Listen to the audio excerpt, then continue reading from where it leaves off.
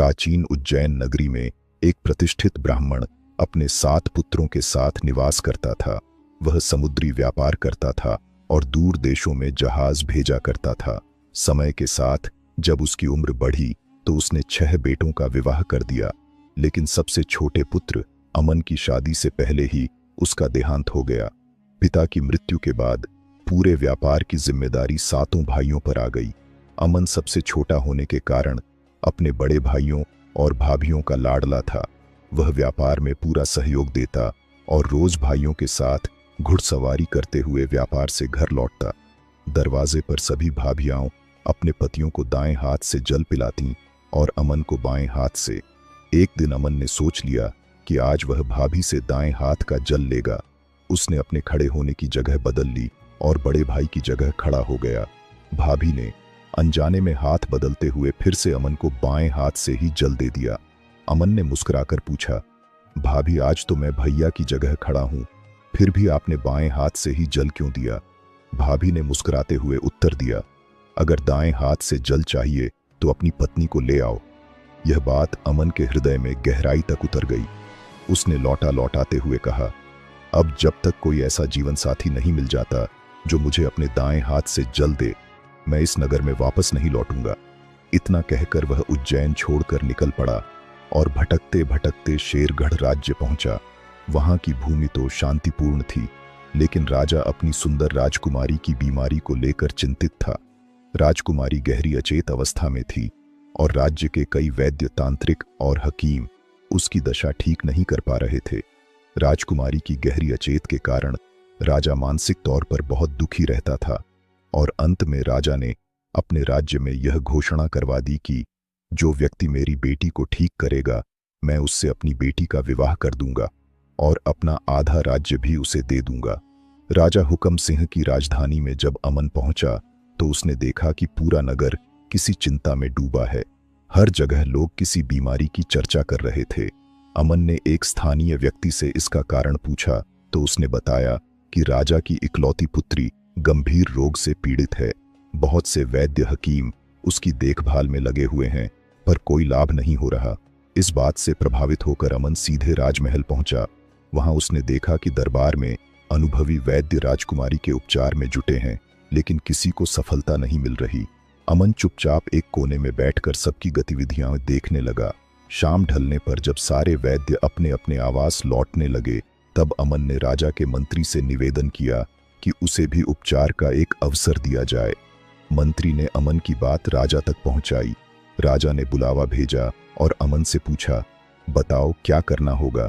मेरी बेटी को स्वस्थ करने के लिए अमन ने निवेदन किया कि एक रात उसे राजकुमारी कनक के साथ एकांत में रहने दिया जाए, ताकि वह उसकी दशा का कारण समझ सके। राजा ने यह शर्त मंजूर की और अमन को राजकुमारी के कक्ष में रुकने की अनुमति दे दी। रात को अमन कनक से थोड़ी दूरी पर बैठकर उसकी निगरानी करने लगा। मध्य रात्रि होते ही उसने देखा कि राजकुमारी के मुंह से एक सांप जैसी आकृति निकलकर महल से बाहर वन की ओर चली गई। कनक होश में आ गई थी और अमन से संवाद कर सकी। कुछ देर में वह फिर निद्रा में चली गई और अमन अपने स्थान पर बैठ गया। भोर में वही रहस्यमयी नागिन लौटकर कनक के शरीर में समा गई। सुबह राजा और मंत्री आए और अमन से पूछा कि क्या कोई समाधान मिला। अमन ने कहा कि वो कारण जान चुका है, लेकिन उसे उपचार के लिए एक और रात और कुछ विशेष सामग्री चाहिए। राजा ने तुरंत आदेश दिया कि अमन को जो भी सामग्री चाहिए उसे मुहैया कराई जाए। मंत्री ने जब पूछा कि उसे क्या चाहिए तो अमन बोला, एक मजबूत बांस चाहिए, कम से कम 10 फुट लंबा, अंदर से खोखला और एक सिरा खुला हो, दूसरा बंद। अमन ने जैसे ही नागिन को बांस के भीतर जाते देखा, उसने तुरंत बांस के खुले सिरे को बंद कर दिया और उसे एक कोने में खड़ा कर दिया। पूरी रात अब शांति से बीती। सुबह राजा अपने मंत्रियों के साथ पुनः राजकुमारी के कक्ष में पहुंचे तो उन्होंने अमन को विश्राम करते हुए देखा। मंत्री ने उसे जगाया और राजा ने उत्सुकता से पूछा, क्या उपचार सफल रहा? अमन ने सिर झुकाकर उत्तर दिया, महाराज, समस्या का समाधान हो चुका है, परंतु अंतिम कार्य अब भी बाकी है, जिसे आपके सैनिकों की सहायता से पूर्ण किया जा सकता है। राजा ने आदेश दिया, बताओ क्या करना है? अमन ने बांस की ओर इशारा करते हुए कहा, उस बांस को नगर से दूर किसी निर्जन स्थान ले जाकर नष्ट करवा दिया जाए, बिना उसे खोले। राजा ने तुरंत सैनिकों को आदेश दिया और कार्य संपन्न करवाया। इसके बाद राजा कनक के पास पहुंचे और स्नेहपूर्वक पूछा, बेटी, अब कैसी तबीयत है? कनक ने मुस्कुराते हुए कहा, पिताश्री, अब मैं पूरी तरह स्वस्थ हूं। राजा की आंखों में खुशी के आंसू थे। वचन के अनुसार उन्होंने कनक का विवाह अमन से करवा दिया और आधा राज्य उसे सौंप दिया।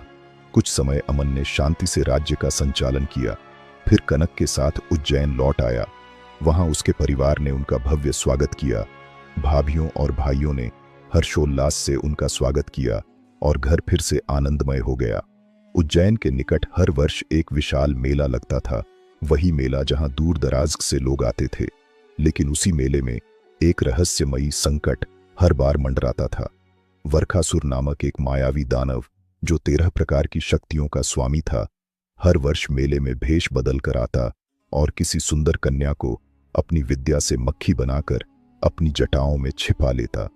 उस वर्ष अमन की 6 भाभियां कनक को भी मेला दिखाने ले गईं।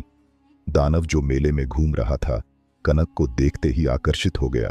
उसने अपनी तंत्र शक्ति से कनक को मक्खी का रूप देकर अपनी जटाओं में छिपा लिया और अपनी गुफा की ओर रवाना हो गया, जहां 7 तालों वाली अंधकारमय सुरंगें उसका ठिकाना थीं। कनक के मेले में गुम हो जाने के बाद जब देर शाम तक उसका कोई सुराग नहीं मिला, तो भाभियां निराश मन से घर लौट आईं। अमन ने जैसे ही उन्हें देखा, तुरंत पूछा, कनक कहाँ है? भाभियों ने सिर झुकाकर सारी बात बता दी। अमन के दिल में जैसे तूफान उठ गया। उसे अपनी पत्नी से बहुत प्रेम था। अगली ही सुबह वह कनक की खोज में निकलने की तैयारी करने लगा। विदा लेते समय उसने अपने घर के आंगन की दीवार में एक तीर गाड़ दिया और परिवार से कहा, जिस दिन यह तीर नीचे गिरे समझ लेना मैं अब इस दुनिया में नहीं रहा। इतना कहकर अमन रास्ते पर निकल पड़ा। रास्ते में चलते चलते वह एक घने जंगल में पहुंचा, जहां एक साध्वी की कुटिया थी। उसने आदरपूर्वक साध्वी को प्रणाम किया। साध्वी ने स्नेह से पूछा, बेटा, थके हारे लगते हो, कहो यहां कैसे आना हुआ? अमन ने उन्हें अपने दुख की पूरी कथा सुना दी। साध्वी ने उसे पीने और नहाने के लिए 2 पात्रों का रास्ता बताया। अमन जैसे ही वहां पहुंचा, उसने देखा दोनों पात्रों में बहुत थोड़ा सा पानी था। मन में विचार आया, इतने कम पानी से न हाथ मुंह धो पाएंगे, न प्यास बुझेगी। फिर भी उसने प्रयास किया। जैसे ही उसने एक पात्र से थोड़ा पानी लिया और मुंह धोया, पानी उतना का उतना ही रहा। यह देखकर वह चकित रह गया। फिर उसने स्नान किया और प्यास भी बुझाई, और तब भी पानी में कोई कमी नहीं हुई। हैरानी में डूबा अमन साध्वी के पास लौटा। साध्वी मुस्कुराई और बोली, बेटा, यह साधारण पात्र नहीं है, यह विश्वास और संयम की परीक्षा है। इसके बाद साध्वी ने उसे एक अंग यानी एक दिव्य अन्न का टुकड़ा निकालने के लिए भेजा। अंग जब अमन ने देखा तो वह आधी रोटी के बराबर था। भूख बड़ी थी पर रोटी छोटी। अमन ने सोचा, आधा खा लेता हूं, बाकी फिर गाड़ दूंगा। लेकिन जब उसने आधा खाया तो उसका पेट भी भर गया और अंग भी वैसा का वैसा ही रहा। यह देखकर अमन फिर से चमत्कृत हो गया। उसने वह अंग वापस गाड़ दिया और साध्वी के पास लौट आया। अब उसे भरोसा हो चला था कि साध्वी कोई सामान्य महिला नहीं, बल्कि कोई सिद्ध तपस्विनी है। अमन ने उनसे विनती की, माताजी, क्या आप मुझे मेरी पत्नी कनक के बारे में कुछ बता सकती हैं? साध्वी गंभीर होकर बोली, बेटा, तुम्हारी पत्नी को असुरपुर का मायावी दानव वरखासुर उठा ले गया है।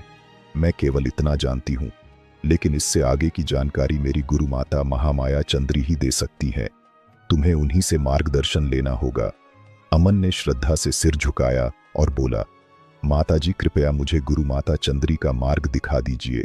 साध्वी ने उसे दिशा बताई और अमन अपनी यात्रा को जारी रखते हुए गुरु माता के आश्रम की ओर निकल पड़ा। जब वह वहां पहुंचा तो एक दिव्य और मंत्रों से गूंजता हुआ स्थान उसकी आंखों के सामने था। वहां स्वयं गुरु माता चंद्री अपनी साधना में लीन थी। अमन ने उनके चरणों में प्रणाम किया। चंद्री ने आंखें खोली और स्नेहपूर्वक पूछा, पुत्र, कौन हो तुम और किस उद्देश्य से मेरे द्वार पर आए हो? अमन ने विनम्रता पूर्वक अपनी पूरी कहानी सुनाई। गुरु माता चंद्री ने अमन का सादर स्वागत किया और उसे बैठाकर बोली, बेटा, उस मायावी राक्षस की गुफा से कनक को मुक्त कराना आसान कार्य नहीं है।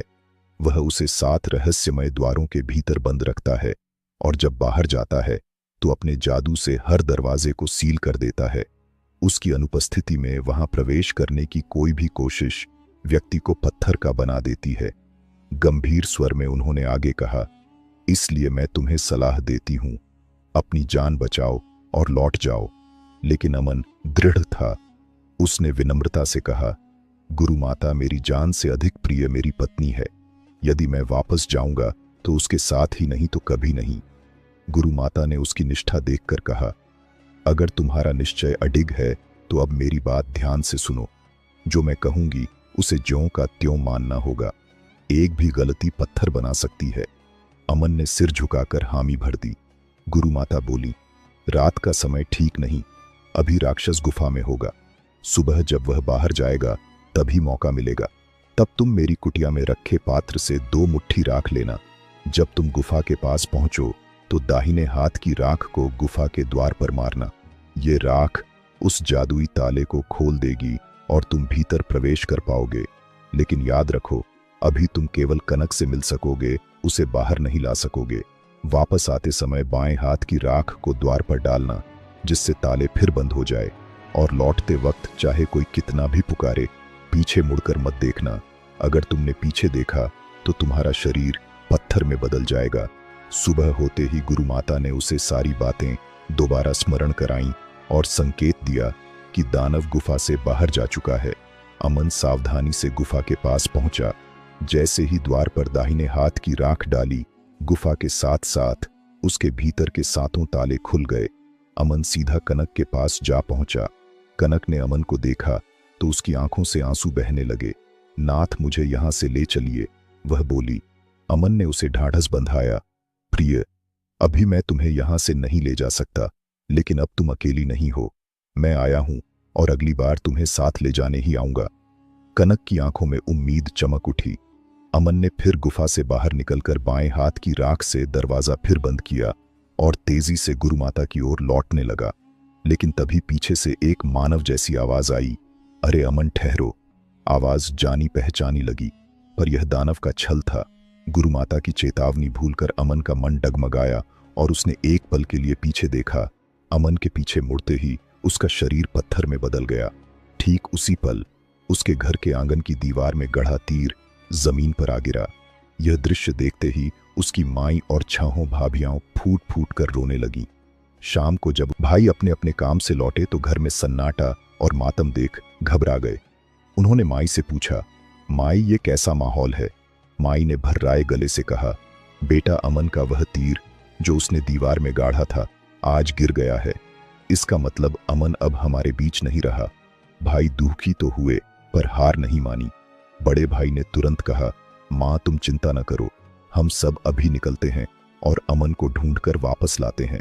इतना कहकर सभी भाइयों ने एक एक तीर दीवार में गाड़ दिए और बोले, हम भी अमन की तरह जब तक जीवित रहेंगे ये तीर दीवार में वैसे ही रहेंगे।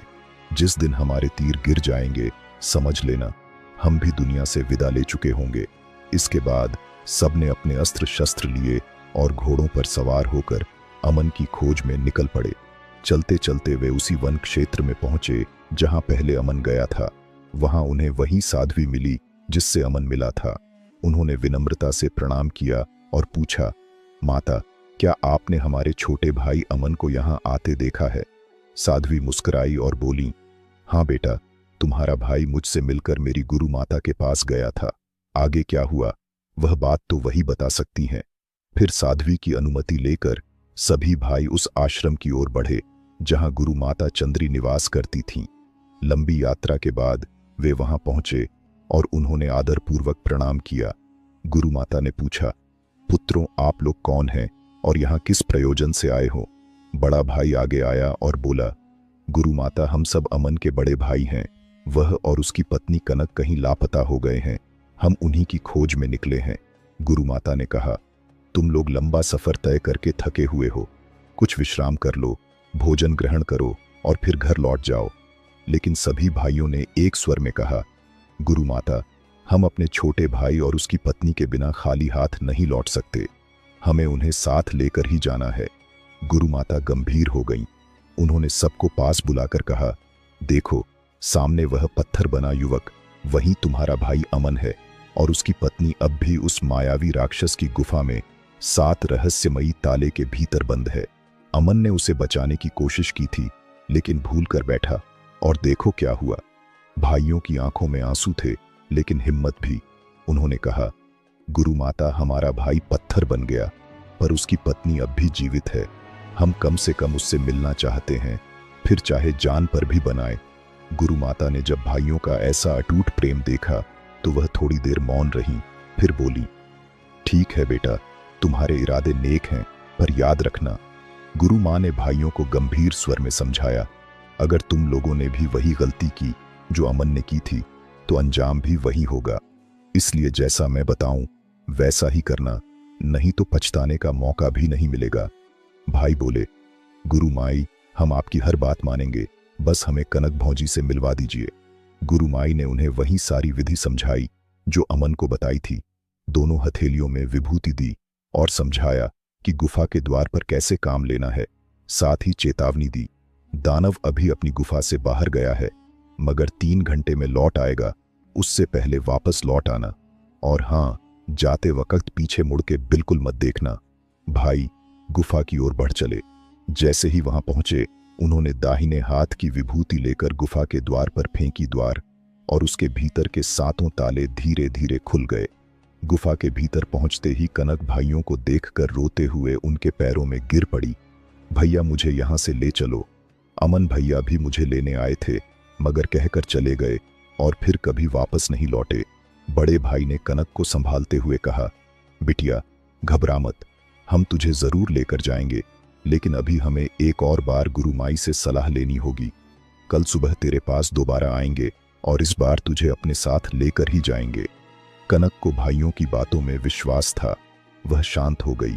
भाई बाहर निकले और बाएं हाथ की विभूति से द्वार को बंद कर दिया, लेकिन तभी गुफा के पीछे से वही मायावी राक्षस परगेश्वर लौट आया। उसने एक बूढ़े अपाहिज की आवाज में पुकारा, अरे भाई लोगों, मेरी मदद करो, मैं लाचार हूं, ठीक से चल भी नहीं सकता, थोड़ा सहारा दे दो, भगवान तुम्हारा भला करेगा। उस करुण पुकार को सुनकर भाइयों का मन पिघल गया। गुरु माई की सख्त हिदायत के बावजूद भी उन्होंने मुड़कर देख लिया। जैसे ही उन्होंने पीछे देखा, अगले ही पल 6 भाई पत्थर में बदल गए। उनकी सांसें थम गईं, शरीर जड़ हो गए। परगेश्वर क्रूर हंसी हंसता हुआ आगे बढ़ा और पत्थर बने भाइयों को फिर से गुफा के अंदर ले गया। गुफा में पहुंचकर वह कनक पर चिल्लाया, बोला, कौन थे ये? तेरे पीछे पीछे कौन आया था? कनक ने कांपते हुए कहा, मालिक मुझे कुछ नहीं पता, मैं तो अंदर बंद पड़ी हूं, बाहर की कोई खबर नहीं। परगेश्वर दांत पीसते हुए गुफा के चारों ओर घूमने लगा और बोला, जैसे तेरे अमन को सजा दी, वैसे ही इन सबको भी दूंगा। जब परगेश्वर दानव ने कहा, अब देखता हूं कौन आता है सज्जा भुगतने, तो कनक के पैरों तले जमीन खिसक गई। उसके मन में विचार आया, लगता है इसने मेरे जेठों को भी खत्म कर दिया। अब कनक ने भी उम्मीद छोड़ दी। इधर जैसे ही 6 भाई पत्थर बने, उनके घर की दीवार में गड़े हुए तीर एक एक कर जमीन पर गिर गए। यह देख उनकी मां और बहुएं विलाप करने लगीं। उनका दुख दिन से रात तक बढ़ता चला गया। उधर उज्जैन के राजा वीर विक्रमादित्य, जो हर रात नगर भ्रमण पर निकलते थे, उस रात भी अपनी प्रजा की कुशल क्षेम जानने निकले।